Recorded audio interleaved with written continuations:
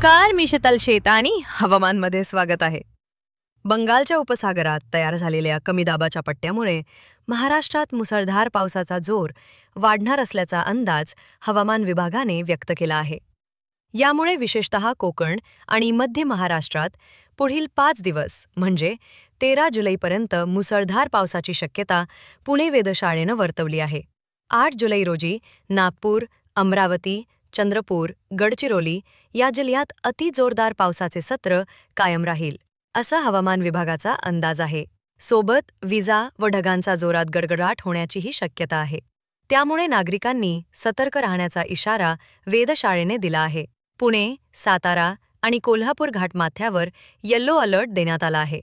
नाशिक जिल्ह्यालाही पुढील 2 दिवस yellow alert असून विजांच्या कडकडाटासह पावसाचा अंदाज आहे. महाराष्ट्रभर पावसाचा जोर कायम राहणार असून नागरिकांना सतर्क राहण्याचे आवाहन हवामान विभागाने केले आहे. आमचे असेच हवामान अंदाज जाणून घेण्यासाठी आत्ताच सबस्क्राईब करून व्हिडिओ लाईक नक्की करा. धन्यवाद.